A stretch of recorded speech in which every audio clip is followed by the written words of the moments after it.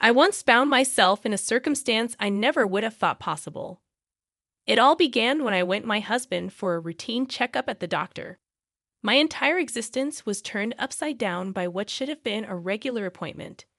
With a somber look on his face, Dr. Lawrence revealed some startling information regarding my husband. I could tell this was serious by the intensity in his eyes. A flood of bewilderment and terror swept over me. I had taken care of my husband during his illness, but now he was a cause of worry and anxiety. Dr. Lawrence advised me to think about my safety and that I might need to keep my husband at a distance. I was terrified and overwhelmed by what he said. I'm Betty Friedan, a 50-year-old woman who has worked for a prestigious pharmaceutical business for 10 years. That location, which provides solace and a feeling of community, has turned into my second home. I have earned the respect and admiration of my coworkers by continuing to work full-time despite my advanced age. I've never cared that so few individuals my age are still employed as I am. My commitment to my work was influenced in part by the fact that I was unmarried until 4 years ago. I had a strong relationship with Gerald, my manager, in part because we were both unmarried. He once made a lighthearted remark about whether or not I would ever get married, which may have come across as offensive, but I knew it was all in good spirit. Richard, who would subsequently become my husband, and I were having an affair in secret at the time. Like me, Richard was a little older, had been married and divorced, and had no desire to start a family. We were looking for companionship during our latter years when we met through a marriage counseling agency. Even though our manager made lighthearted remarks about marriage, we decided to keep our relationship private and didn't tell anyone about our plans. Richard and I eventually married without a ceremony, just signing the required documents at City Hall. Although I was taken aback by how easy the process was, I was looking forward to our future together. However, after hearing Dr. Lawrence's concerning counsel, I had to reconsider everything. Now, my sympathy for my ailing husband was mixed with anxiety and doubt. Dr. Lawrence's advice to act for my own protection kept repeating in my head. I knew I had to make a decision quickly as I stood there attempting to comprehend the circumstances. Suddenly, the future I had imagined and the life I had known were in doubt. Richard, my spouse, is employed in a factory, and my name is Betty. I make more money than he does, to be honest. Shortly after graduating from high school, Richard began working there. Growing up in an orphanage, I'd always aspired to be self-sufficient. For this reason, even after we were married, I didn't want to leave my position at the pharmaceutical firm. I was too devoted to my work. When Richard and I got married, I told Gerald, my manager, right away. Although he congratulated me, I could tell that his feelings were conflicted. Perhaps the fact that I, his friend who was unmarried, got married first made him feel a little alone. I tried making fun of him for it, but he dismissed it, so I dropped the subject. I was thrilled to begin a new chapter with Richard, regardless of Gerald's response. I thought of all the amazing things that would happen in the future. But reality turned out to be less shiny than my dreams. Life as newlyweds was pretty standard. Not much changed for me. I kept working, and the biggest change was probably moving to a more rural area and commuting by car instead of by bus. Richard and I shared my old car because he didn't have one. About a year into our marriage, though, things started to get rocky. Richard began showing signs of depression. He seemed off, hardly eating his breakfast, getting lost in his thoughts, and even getting small things, like condiments, mixed up. His clothes didn't match, and he became quieter at work and at home. Although I've always appreciated Richard's quiet strength, his silence became too heavy, making it feel like I was living alone. This loneliness crept up on me as I noticed these small but significant changes in him. It dawned on me that Richard might be dealing with a mental health issue. Watching someone you care about struggle without knowing how to help is incredibly hard. I decided to take Richard to a clinic that specializes in mind and body health, where he was diagnosed with depression. I had a basic understanding of depression, but hearing the diagnosis made my world feel a bit dimmer. The doctor explained that the best way to tackle depression is to address its root cause directly. However, pinpointing the exact reason for Richard's depression was challenging. He had been working at the same factory for years without any issues, and nothing significant had changed in his job. If anything, I worried that perhaps our marriage had somehow contributed to his state. During our conversations with the doctor, I assured him that we were living a content life and couldn't identify any direct pressures at home that might have led to Richard's condition. The doctor encouraged us to return if we noticed any changes or had any insights into potential causes of his depression. Despite multiple visits to the clinic, we couldn't find the root cause of Richard's distress. Over time, his depression only deepened. On his worst days, Richard would barely get out of bed, plagued by headaches or calling in sick to work. His appetite vanished, and he lost a noticeable amount of weight. Eventually, he was unable to continue working and had to leave his job. Richard felt terribly guilty for putting all the financial burden on me, but I reassured him that I was okay with working. My primary concern was his well-being. It was tough to see him so affected, and I constantly worried about him, especially when I was at work. There was an incident where he went out and couldn't find his way back home, which made me fear he was battling not just depression, but potentially dementia as well. This possibility added to my stress. When colleagues asked about how things were going, I had to admit that Richard wasn't improving. Seeing someone you love struggle so much without a clear way to help is incredibly difficult. Gerald noticed I was looking particularly worn out one day and handed me an energy drink. Drinking it made me feel a little better, and I was touched by his gesture of support. He reminded me that we're all in this journey together, and his words nearly brought me to tears. With everything going on with Richard, I hadn't realized how much stress I'd been piling up on myself. It became clear that I needed to keep myself together, or else I might break down too. So, I threw myself into work, trying to maintain some normalcy in our lives. 1 year has flown by, and things with Richard haven't improved. In fact, they've only gotten worse. As our 3rd wedding anniversary approached, I couldn't see any light at the end of the tunnel for his condition. Then one morning, I noticed our car wasn't where it should have been. Confused, I checked again, but the car was definitely missing.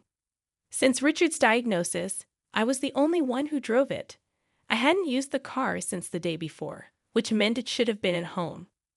Concerned, I asked Richard if he knew anything about where the car might be. He casually mentioned he thought it was there when he got home yesterday. I remembered he had gone out for a bit while I was at work. The doctor had suggested he try walking or jogging to help him cope.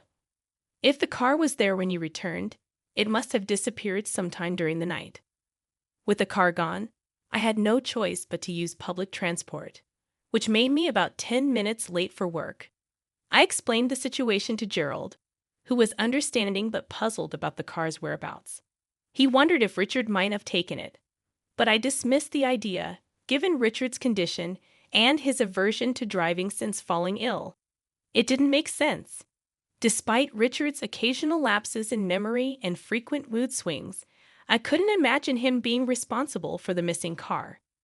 The mystery of the car added yet another layer of complexity to our already challenging situation. Right after realizing the car was gone, I didn't waste any time reporting it to the police, hoping it would turn up soon. But deep down, a nagging worry haunted me that it might be gone for good. As if that wasn't enough, something else strange occurred. On the date I was supposed to get my paycheck, I went to the bank to take out some money and noticed that my personal bank account was empty. I was taken aback. We do have a shared account, which I checked next, only to find it was also at zero.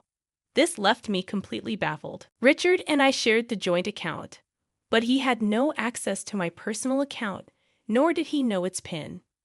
Yet somehow, all our savings had vanished. The cold wave of shock hit me hard, and once home, I confronted Richard. I asked him if he knew anything about the missing funds from our joint account. He seemed genuinely confused and denied knowing anything about it. Considering his state of mind due to depression, I hesitated to press further, fearing it might add to his stress. Richard, with his gaze fixed on the ceiling, seemed distant, lost in one of his frequent dazes attributed to his condition. It made me wonder if he could have actually taken the money. Planning to bring this issue up with the police, I was overwhelmed by the double blow of losing both our car and our savings. The financial pinch was sharp, made worse by my lack of a family safety net, having grown up in an orphanage with no parents to turn to for help. Amidst these troubles, it was suggested that we switch Richard to a larger hospital with more resources than the small community psychiatric clinic we've been using.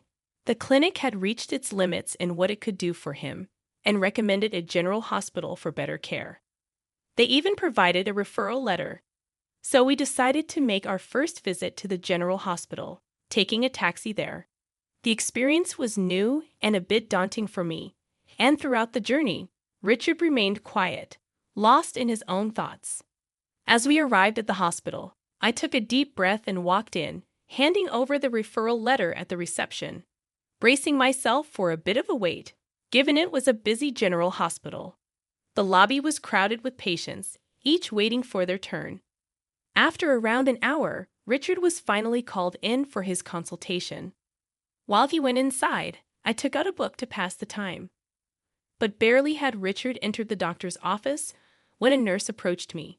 "Excuse me, are you Mrs. Simmons?" she asked. I confirmed, and she mentioned the doctor wanted to see me. I was used to discussing Richard's condition, so I assumed it was a similar situation that time and followed her, albeit with a bit of anxiety. The nurse led me to a different room where I was greeted by a doctor who looked about a decade my senior, with graying hair and a kind demeanor. Before I could even settle in, I asked if this was about Richard's condition. He nodded gravely, and I prepared myself for potentially bad news. The doctor's next words took me completely by surprise.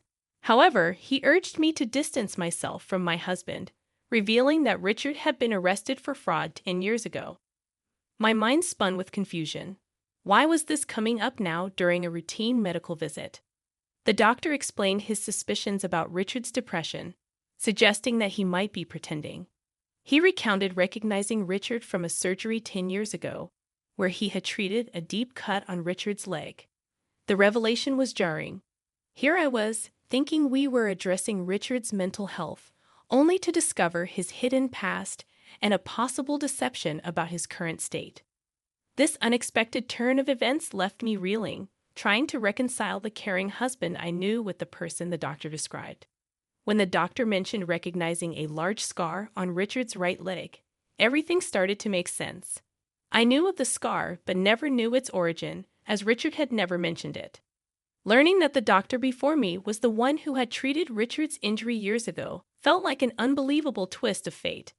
The story unfolded further when the doctor revealed that Richard had injured himself during a dispute with his former wife, a dispute that arose because he had swindled her. He had stolen her luxury items and money. Shockingly, he had also feigned dementia during that time, manipulating his wife into lowering her guard before committing the fraud. This pattern of pretending to be ill to facilitate his deceit was appalling.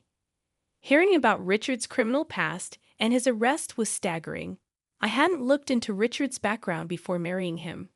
Being alone most of my life, I was just happy to find someone willing to be my partner. The doctor's stern warning that Richard could be a danger to me sent chills down my spine.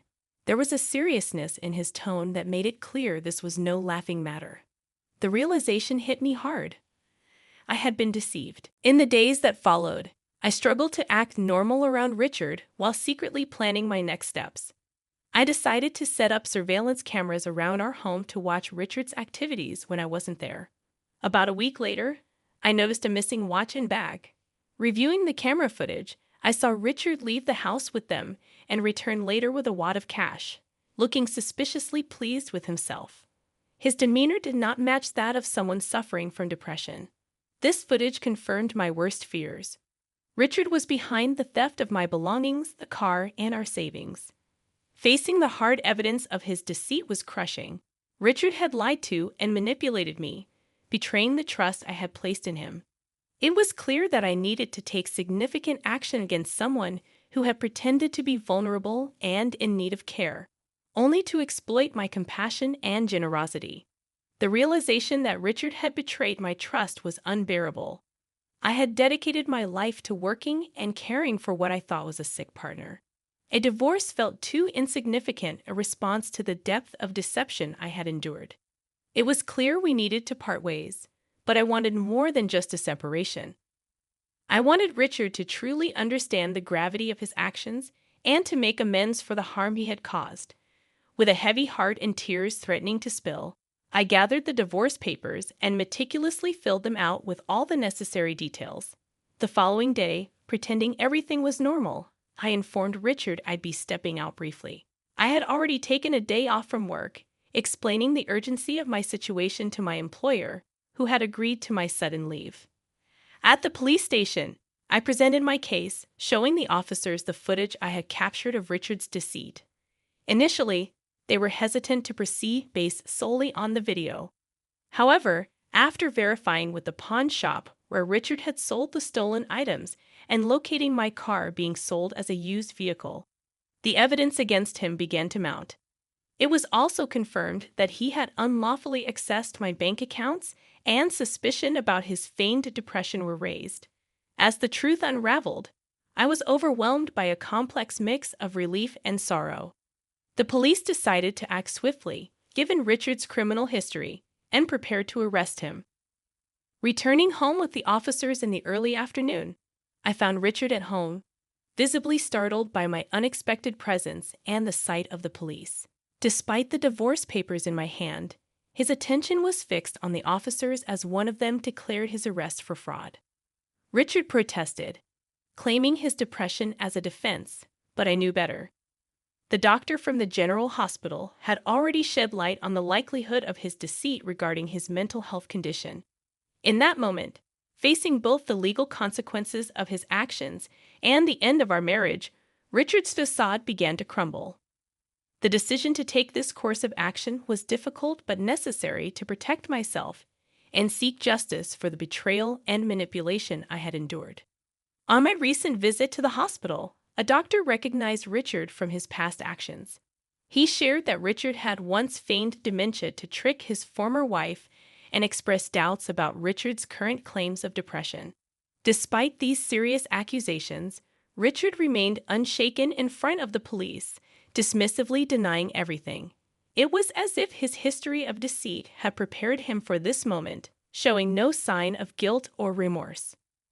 Richard challenged us, demanding proof of his fraudulent actions. His boldness was baffling, especially with the police right there, ready to arrest him based on solid evidence. It was a clear indication of his habitual manipulation and his underestimation of the situation's seriousness. For 4 years, he had lied to me, taking advantage of my trust to steal from me and misuse my goodwill. Yet, in a twisted turn of blame, Richard suggested it was my fault for being too trusting, insulting me further.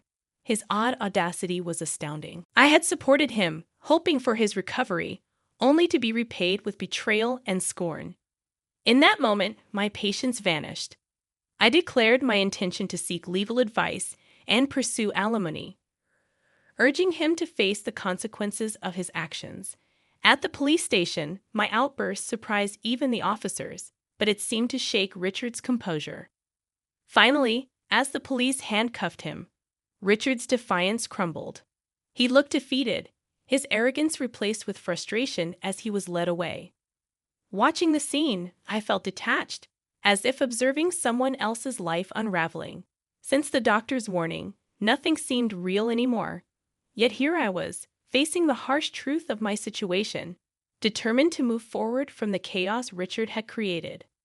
Watching Richard being led away by the police felt surreal, almost like a scene from a dream. This moment marked a turning point, allowing me to envision a return to my life before the chaos of marriage engulfed it. Though a sense of relief washed over me knowing I wouldn't spend my future under Richard's manipulative control, a wave of loneliness followed. Having waited more than 47 years to marry, the prospect of solitude once again cast a shadow over my newfound freedom. 2 months later, our divorce was finalized. The process had been slightly delayed due to Richard's arrest, but by the time everything was official, my emotions had settled. enabling me to reflect on our shared history with a clear mind. Richard's future was uncertain, facing imprisonment for his second offense. I could only hope this experience would lead him to sincerely reconsider his choices in the wake of our marriage, which had dissolved into nothing more than a disillusioning memory. I found myself pondering my next steps over a simple lunch at work. It was then that my boss, Thorold, approached with a casual yet loaded comment as he joined me with his store-bought hot dog lunch. "I think you'd be just fine if you were with me," he remarked almost offhandedly. His words caught me off guard, and it took a moment for their full weight to sink in, leaving me momentarily flustered. "Yes, I'm serious," he added, seeing my hesitation, his tone smooth yet sincere. I was speechless, my lunch momentarily forgotten as I processed his proposition. Gerald then returned to work, leaving me to contemplate his unexpected offer. In a daze, the idea of a romantic relationship with Gerald had never crossed my mind. Yet, I couldn't deny the care and stability he had always shown me. His steady presence and responsible nature suddenly cast him in a new light. Despite my initial reaction, as I continued eating, the seeds of possibility Gerald had planted began to take root, suggesting a future I hadn't dared to imagine until now. The thought of inviting Gerald out for a meal after work sparked a warmth within me, kindling a sense of hope for the future. Perhaps this was the perfect moment to embark on a new journey, to explore the possibility of happiness and companionship once again. The idea of stepping out of my comfort zone and into a new beginning with someone who had shown me kindness and support felt both thrilling and comforting. Tonight, I decided, could be the start of something new and beautiful.